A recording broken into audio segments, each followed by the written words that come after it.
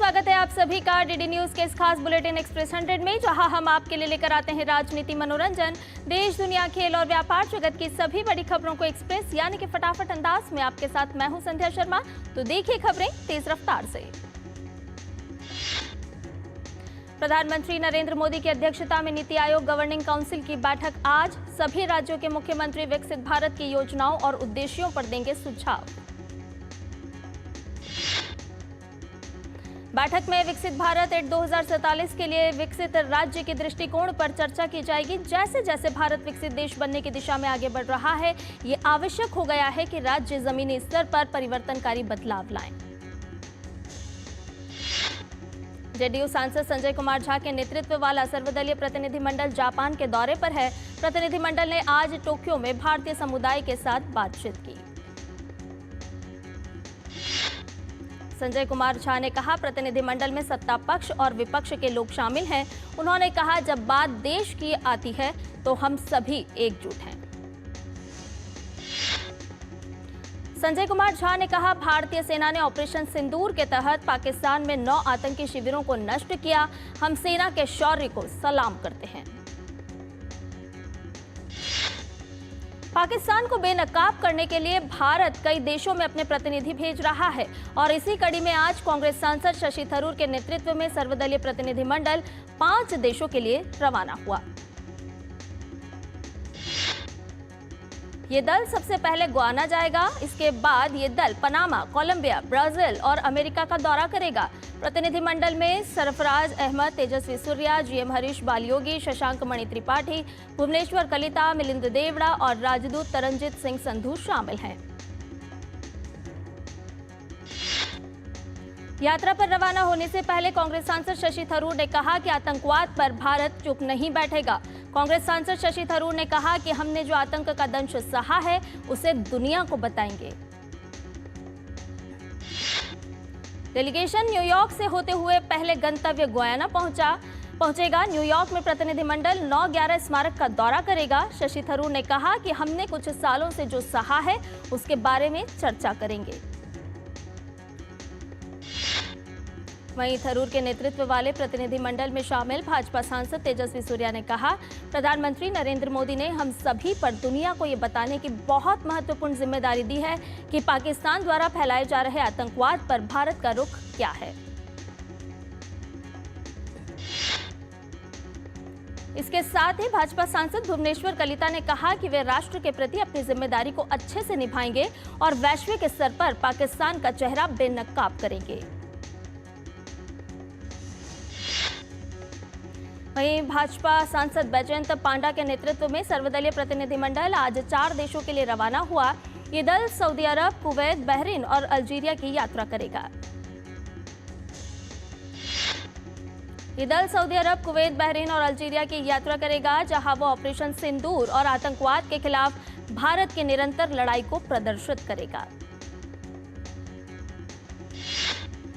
भाजपा सांसद बैजयंत पांडा ने कहा, भारत ने ऑपरेशन सिंदूर के जरिए दिखाया है कि आतंकवाद के खिलाफ भारत चुप नहीं बैठेगा। उन्होंने कहा, पाकिस्तान के एक के बाद एक झूठ पकड़े जा रहे हैं। भाजपा नेता निशिकांत दुबे ने कहा, पहलगाम की घटना को हम सामने रखेंगे। उन्होंने कहा, जब हम लौट के आएंगे तो पूरे दुनिया में माहौल पाकिस्तान के खिलाफ होगा। एआईएमआईएम प्रमुख असदुद्दीन ओवैसी ने कहा, हमारा पड़ोसी देश पाकिस्तान आतंकवादी शिविर चला रहा है और उनका समर्थन कर रहा है। ये आतंकवादी भारत में आते हैं और आतंकवादी गतिविधियों को अंजाम देते हैं। वहीं भाजपा नेता सतनाम सिंह संधू ने कहा कि पाकिस्तान की आतंकवादी कार्रवाइयों के खिलाफ जो हमारे पास तथ्य है वो हम सामने रखेंगे। ये लड़ाई पूरे विश्व की लड़ाई है। एनसीपी सांसद सुप्रिया सूले के नेतृत्व में प्रतिनिधिमंडल में शामिल पूर्व विदेश राज्य मंत्री वी मुरलीधरन ने कहा कि दुनिया को सभी प्रकार के आतंकवाद के खिलाफ एकजुट होना होगा। हम दोहा में 2 दिन बिताएंगे, उसके बाद हम दक्षिण अफ्रीका, इथोपिया और मिस्र का दौरा करेंगे।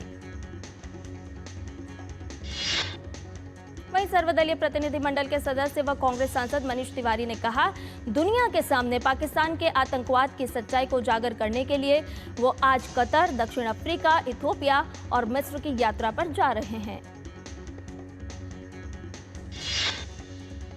भारत ने संयुक्त राष्ट्र सुरक्षा परिषद में एक बार फिर पाकिस्तान को लताड़ लगाई। भारत ने कहा, पाकिस्तान को लोगों की सुरक्षा पर बात करने का अधिकार नहीं। संयुक्त राष्ट्र में भारत के स्थायी प्रतिनिधि राजदूत हरीश पी ने कहा कि भारत ने दशकों से पाकिस्तान प्रायोजित आतंकवादी हमलों का सामना किया है।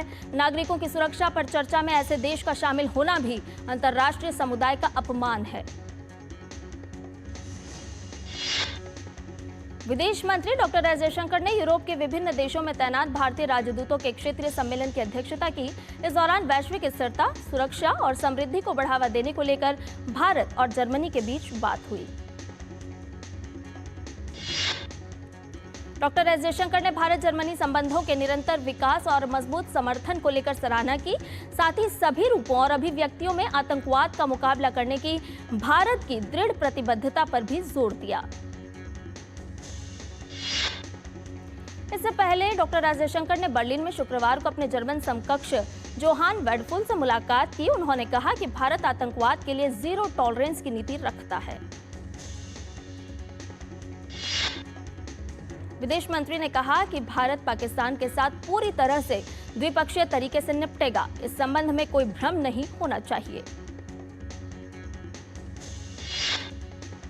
ऑपरेशन सिंदूर पर जर्मनी के विदेश मंत्री जोहान वेडफुल ने कहा कि जर्मनी आतंकवाद के खिलाफ किसी भी लड़ाई का समर्थन नहीं करेगा। उन्होंने कहा कि पहलगाम हमले की भी कड़ी निंदा करते हैं। ऑपरेशन सिंदूर की सफलता के बाद देश भर में तिरंगा यात्रा का आयोजन किया जा रहा है। जयपुर के विधानसभा भवन से लेकर अमर जवान ज्योति तक मातृशक्ति द्वारा सिंदूर शौर्य यात्रा और तिरंगा यात्रा का आयोजन किया गया। मध्य प्रदेश के कटनी जिले के विजय राघवगढ़ में शौर्य तिरंगा यात्रा निकाली गई। ऐतिहासिक किले से प्रारंभ होकर ये यात्रा नगर के प्रमुख मार्गों से होती हुई जनपद पंचायत कार्यालय तक पहुंची। मध्य प्रदेश के सिवनी में मातृशक्ति संगठन द्वारा शौर्य का सम्मान यात्रा निकाली गई, जिसमें बड़ी संख्या में महिलाओं ने भी भाग लिया।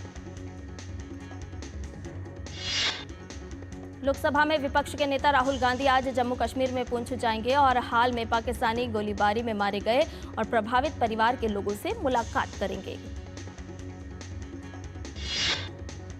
दिल्ली स्थित बवाना के सेक्टर 2 में स्थित एक फैक्ट्री में आग लग गई है। दमकल की 17 गाड़ियां मौके पर पहुंची। अभी तक किसी के हताहत होने की खबर नहीं है। दिल्ली हाईकोर्ट ने जासूसी के एक मामले में आरोपी मोहसिन खान की जमानत याचिका खारिज कर दी। जमानत मांग रहे आरोपी पर सशस्त्र बलों की संवेदनशील जानकारी पाकिस्तानी अधिकारियों को देने का आरोप है। न्यायमूर्ति स्वर्णकांता शर्मा ने कहा कि जासूसी का अपराध केवल एक व्यक्ति के खिलाफ नहीं है, बल्कि ये भारत की अखंडता, संप्रभुता और सुरक्षा के खिलाफ है। कैबिनेट सचिवालय ने लोगों को ऑनलाइन प्रसारित हो रहे एक फर्जी भर्ती विज्ञापन को लेकर आगाह किया और स्पष्टीकरण जारी करते हुए बताया कि फील्ड असिस्टेंट की भर्ती के लिए कोई आधिकारिक अधिसूचना जारी नहीं की गई है। दिल्ली सरकार ने कोविड पर एक एडवाइजरी जारी की है, जिसमें अस्पतालों से बेड, ऑक्सीजन, दवाओं और वैक्सीन की उपलब्धता के लिए तैयार रहने को कहा गया है। साथ ही सभी पॉजिटिव सैंपल्स को जीनोम सीक्वेंसिंग के लिए भेजने और अस्पतालों में मास्क पहनना अनिवार्य किया गया है। कई राज्यों में कोविड मामलों की पुष्टि के बाद ये कदम उठाया गया है। छत्तीसगढ़ के गढ़चिरौली में पुलिस और सीआरपीएफ की टीम ने मुठभेड़ में 4 नक्सली किए ढेर। नक्सलियों के पास से राइफल्स, बंदूक सहित 4 हथियार बरामद हुए हैं। कवंडे पुलिस स्टेशन क्षेत्र में माओवादी की गोपनीय सूचना के आधार पर पुलिस और सीआरपीएफ की संयुक्त टीम ने 36 घंटे का माओवाद विरोधी अभियान चलाया, जिसमें पुलिस ने हार्डकोर नक्सलियों को मार गिराने में सफलता पाई। छत्तीसगढ़ सरकार के प्रभावी आत्मसमर्पण के सकारात्मक परिणाम अब सामने आने लगे हैं। बीजापुर जिले में सुरक्षा बलों के समक्ष 24 हार्डकोर नक्सलियों ने आत्मसमर्पण किया है। नक्सलियों ने समाज की मुख्य धारा में लौटने का ऐतिहासिक निर्णय लिया है। इनमें से 20 नक्सलियों पर 50,000 से लेकर 10 लाख रुपए तक के इनाम घोषित थे। छत्तीसगढ़ के दंतेवाड़ा में 4 इनामी माओवादियों समेत 9 अन्य माओवादियों ने पुलिस और सीआरपीएफ अधिकारियों की मौजूदगी में आत्मसमर्पण किया। पुनर्वास नीति के तहत माओवादियों को 50,000 रुपए की सहायता राशि दी जाएगी। इसके अलावा उन्हें भूमि मुहैया कराई जाएगी और कौशल भी सिखाया जाएगा ताकि वो समाज की मुख्यधारा से जुड़ सकें। मौसम विभाग ने अगले 5 से 6 दिन के बीच में केरल में अत्यधिक वर्षा होने की संभावना व्यक्त की है। राज्य के कन्नूर और कासरगोड जिलों में आज तेज बारिश का रेड अलर्ट जारी किया गया है। राज्य के 9 जिलों में बारिश का ऑरेंज अलर्ट और 3 जिलों तथा लक्षद्वीप में बारिश का येलो अलर्ट जारी किया गया है। भारी बारिश के बीच इडुक्की में वाटर स्पोर्ट्स और भूस्खलन की संभावना वाले क्षेत्रों में ट्रैकिंग गतिविधियों पर रोक लगा दी गई है। गुजरात के कई हिस्सों में आज बारिश हो रही है। बारिश की वजह से लोगों को जहां भीषण गर्मी से राहत मिली है, तो वहीं कुछ स्थानों में जलभराव की समस्या भी सामने आ रही है।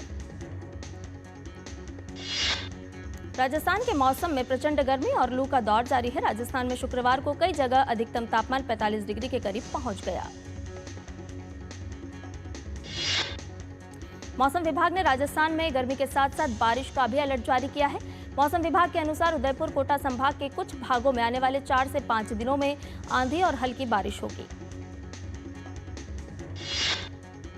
यूपी में भी लोगों को लू से राहत मिली है। मौसम विभाग ने 28 मई तक प्रदेश के अलग अलग हिस्सों में बारिश की संभावना जताई है। वहीं पहाड़ों पर आज भी बारिश का अलर्ट जारी किया गया है। उत्तराखंड और हिमाचल के भी कई इलाकों में वर्षा, ओलावृष्टि और 40 से 70 किलोमीटर प्रति घंटे की रफ्तार से तेज हवाओं की चेतावनी के साथ ऑरेंज अलर्ट जारी किया गया है। मदुरै में सदियों पुराने पारंपरिक मछली पकड़ने के त्योहार बड़ी धूमधाम से मनाया जा रहा है। इस त्योहार में आसपास के गांव से हजारों लोग कल्लनधीरी गांव में एकत्र हुए और एक साथ मछलियां पकड़ी।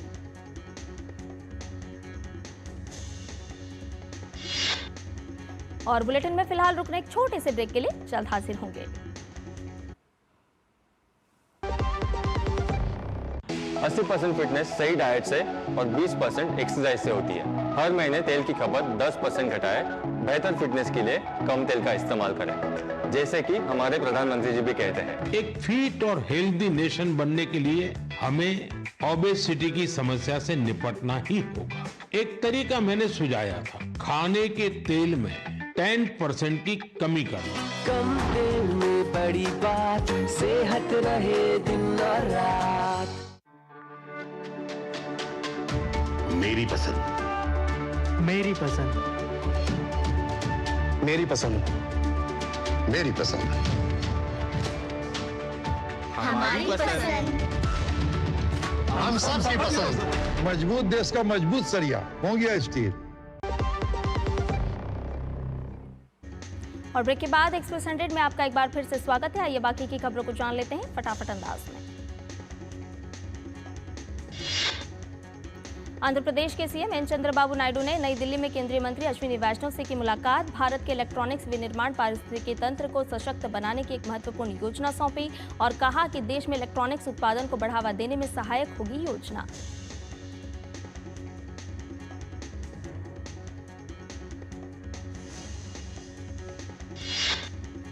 भारतीय रिजर्व बैंक के निदेशक मंडल ने वित्त वर्ष 2024-25 के लिए अधिशेष रूप में 2,68,000 करोड़ रुपए से अधिक की राशि केंद्र सरकार को हस्तांतरित करने की मंजूरी दे दी है। इसका उद्देश्य वर्तमान आर्थिक चुनौतियों के बीच सरकारी वित्त को मजबूत करना है। वैश्विक रेटिंग एजेंसी फिच रेटिंग्स ने अगले 5 वर्षों के लिए भारत के जीडीपी वृद्धि अनुमान को 0.2% अंक बढ़ाकर 6.4% कर दिया है। फिच ने कहा है कि भारत की ट्रेंड ग्रोथ के लिए हमारा अनुमान 6.4% है, जो पहले 6.2% था। स्टॉक एक्सचेंज बीएसई की सहायक इकाई एशिया इंडेक्स ने इंडसइंड बैंक और नेस्ले इंडिया को सेंसेक्स से हटाने की घोषणा की है। भारी उद्योग मंत्रालय ने गुरुवार को कहा कि पीएम ई ड्राइव योजना के मौजूदा चरण के तहत बेंगलुरु को लगभग 4,500, अहमदाबाद को 1,000 और सूरत को 600 इलेक्ट्रिक बसें दी जाएंगी। भारतीय रिजर्व बैंक ने कहा कि वैश्विक व्यापार पुनर्गठन और औद्योगिक नीति में बदलाव के बीच भारत एक कनेक्टर देश के रूप में कार्य करने की मजबूत स्थिति में आगे बढ़ रहा है। अनिल अंबानी की रिलायंस डिफेंस ने जर्मनी के हथियार विनिर्माता राइनमेटल एजी के साथ बड़ा समझौता किया है। मसाला बोर्ड ने 2026 के लिए sustainability in spice sector through progressive innovative and collaborative invention for export development योजना शुरू की है। भारतीय दोपहिया वाहन निर्माता बजाज ऑटो ने ऑस्ट्रिया की प्रमुख मोटरसाइकिल कंपनी केटीएम एजी में नियंत्रण हिस्सेदारी हासिल करने की योजना का ऐलान किया है। जापान में चावल के चक्कर में एक मंत्री को अपनी कुर्सी गंवानी पड़ी। जापान में पिछले एक साल में चावल की कीमतें लगभग 2 गुना हो गई। साथ ही जापान कृषि सहकारी समितियों और अन्य वाणिज्यिक थोक विक्रेताओं के पास चावल का स्टॉक पिछले साल के स्तर से 4 लाख टन कम है। जापान में विशेषज्ञों ने पिछले साल भीषण गर्मी के कारण खराब फसल को बताया चावल की किल्लत के लिए जिम्मेदार। दरअसल पिछले साल कई बार भूकंप की चेतावनी जारी की गई, जिसके चलते घबराहट में लोगों ने चावल की जमाखोरी की और खुले बाजार में चावल की किल्लत हो गई। चीन में अंतर्राष्ट्रीय योग दिवस 2025 की तैयारियां हुई शुरू। शंघाई में भारतीय फार्मा प्रमुख के परिसर में अंतर्राष्ट्रीय योग दिवस का किया गया आयोजन। अमेरिकी संसद की निचले सदन प्रतिनिधि सभा ने one big beautiful bill act को पास कर दिया है। बिल में अमेरिका में रहकर काम कर रहे लाखों की संख्या में उन विदेशी कामगारों को राहत दी गई है जो देश के बाहर पैसा भेजते हैं। बिल में सीमा सुरक्षा, टैक्स और खर्च को लेकर ट्रंप नीतियों की झलक मिलती है। बिल के फाइनल वर्जन में रेमिटेंस टैक्स को 5% घटाकर 3.5% कर दिया गया है। रेमिटेंस टैक्स केवल गैर अमेरिकी नागरिकों पर लागू होगा। लुधियाना की रक्षा के लिए जर्मनी ने ब्रिगेड की तैनाती की। जर्मन चांसलर फ्रेडरिक मर्ज ने कहा कि जर्मनी और उसके नाटो सहयोगी लुधियाना में गठबंधन के क्षेत्र के हर इंच की रक्षा के लिए तैयार हैं। ऑस्ट्रेलिया के पूर्वी तटीय इलाके में भीषण बाढ़ की चपेट में है। बाढ़ के कारण 4 लोगों की मौत, एक व्यक्ति लापता। बाढ़ और बारिश के चलते 50,000 से ज्यादा लोग हुए विस्थापित। ऑस्ट्रेलिया में बाढ़ से सबसे ज्यादा प्रभावित न्यू साउथ वेल्स राज्य के प्रधानमंत्री एंथनी अल्बनीज ने क्षेत्र का दौरा कर राहत और बचाव कार्य का जायजा लिया। बांग्लादेश में मची राजनीतिक उथल-पुथल ने लिया नया मोड़। कार्यकारी पीएम मोहम्मद यूनुस के विशेष सहायक फैज अहमद तैयब ने किया स्पष्ट, यूनुस नहीं देंगे इस्तीफा। कहा, यूनुस को सत्ता का लालच नहीं, लेकिन फिलहाल बांग्लादेश में शांतिपूर्ण लोकतांत्रिक परिवर्तन होने तक पद पर बने रहेंगे। बांग्लादेश में पिछले साल अगस्त में शेख हसीना के सत्ता से हटने के बाद मोहम्मद यूनुस ने अंतरिम सरकार की कमान संभाली थी, लेकिन अब सरकार के सहयोगी दल बीएनपी ने सख्त चेतावनी दी है कि आगामी दिसंबर तक आम चुनाव कराने के लिए ठोस रोड मैप नहीं देने पर उसे अंतरिम सरकार के साथ अपने सहयोग पर पुनर्विचार करना होगा। भारत पूरी दुनिया के सामने पाकिस्तान को बेनकाब करने के लिए FATF से मांग करेगा कि पाकिस्तान को फिर से संदिग्ध देशों की सूची में यानी ग्रे लिस्ट में रखा जाए। पेरिस स्थित यह संस्था धन शोधन और आतंकवाद के वित्त पोषण पर नजर रखती है। पड़ोसी देश बांग्लादेश में नहीं रुक रहा अल्पसंख्यक हिंदुओं पर अत्याचार। बांग्लादेश में जेसोर में हिंदू घरों में लूटपाट और आगजनी घटना में कम से कम 50 से अधिक घरों को जलाया गया। यूक्रेन और रूस के बीच हुई कैदियों की अब तक सबसे बड़ी अदला बदली। दोनों देशों ने 390 सैनिकों और नागरिकों को एक दूसरे को सौंपा। करीब एक सप्ताह पहले तुर्की में बातचीत के तहत हुए समझौते में दोनों देशों ने इस पर सहमति जताई थी, जिसके तहत 270 सैनिकों और 120 नागरिकों को एक दूसरे को सौंपा गया है। अमेरिका की एक फेडरल कोर्ट ने ट्रंप प्रशासन को दिया झटका।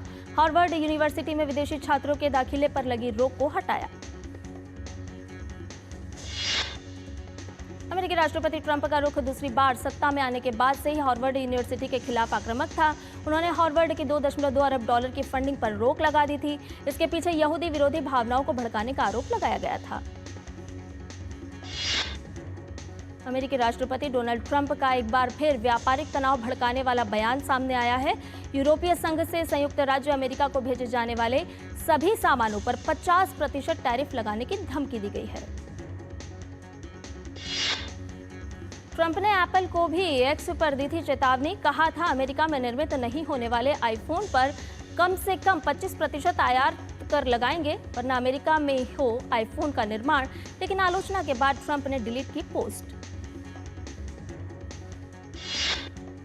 अमेरिका के सैन डिएगो में एक छोटा विमान गुरुवार को रिहायशी इलाके में गिर गया, जिससे कई घरों में आग लग गई। इजरायली सेना द्वारा जारी निकासी चेतावनी के बाद गुरुवार को दक्षिणी लेबनान के नबातेह जिले के टूल में एक इमारत पर इजरायली हमला हुआ।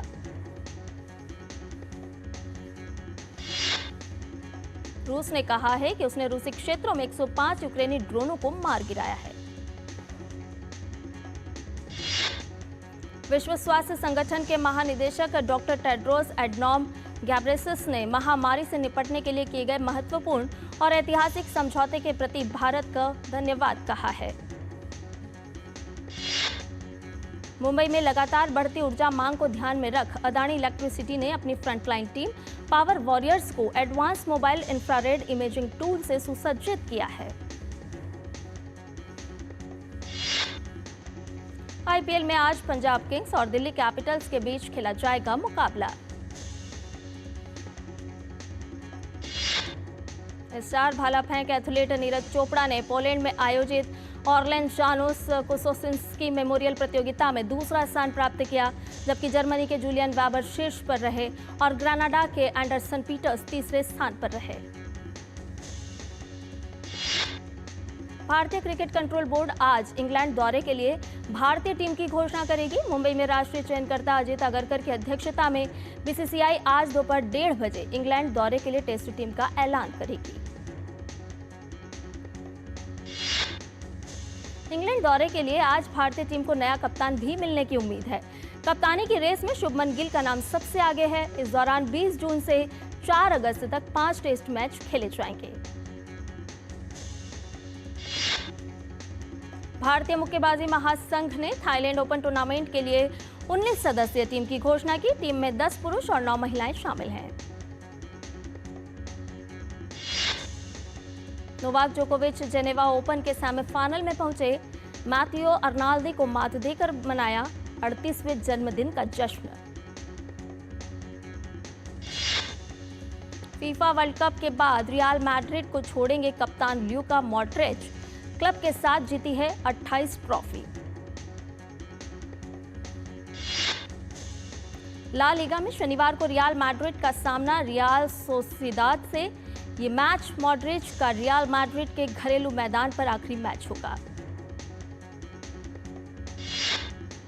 राफिन्हा का सपना अपने करियर के अंत तक बार्सिलोना में रहने का। राफिन्हा ने बार्सिलोना के साथ 2028 तक के लिए नया करार किया। भारतीय मुक्केबाजी महासंघ ने 24 मई से 1 जून तक बैंकॉक में होने वाले चौथे थाईलैंड ओपन अंतर्राष्ट्रीय मुक्केबाजी टूर्नामेंट के लिए 19 सदस्यीय टीम की घोषणा की है। टीम में 10 पुरुष और 9 महिलाएं शामिल हैं, जिनका चयन नेताजी सुभाष राष्ट्रीय खेल संस्थान पटियाला में चल रहे एलिट राष्ट्रीय शिविर से किया गया है। बीसीसीआई ने इंग्लैंड के दौरे के लिए अंडर 19 दल की घोषणा की है। इस दल में 14 वर्षीय वैभव सूर्यवंशी को भी शामिल किया गया है। वैभव आईपीएल में शतक लगाकर सुर्खियों में आए थे। वे पुरुषों के टी20 क्रिकेट में शतक लगाने वाले सबसे युवा खिलाड़ी बने थे। कान फिल्म महोत्सव में भारतीय फिल्म होमबाउंड को अभूतपूर्व सराहना मिल रही है। फिल्म निर्देशक नीरज घेवर ने कहा कि कान में भारतीय सिनेमा का प्रतिनिधित्व करना उनके लिए गौरव की बात है। गौरतलब है कि कान फिल्म फेस्टिवल में बॉलीवुड हॉलीवुड के सितारे जलवे बिखेर रहे हैं। कान फिल्म समारोह में विश्व के प्रसिद्ध फिल्म निर्माता, सितारे और सिनेमा प्रेमियों को साथ आने का अवसर मिल रहा है।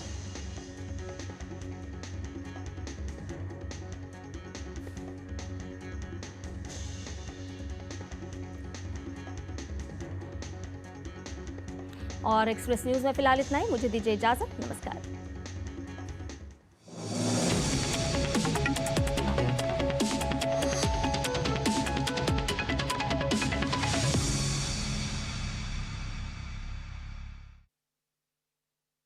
निःस्पृहस्य नृपस्त्रिं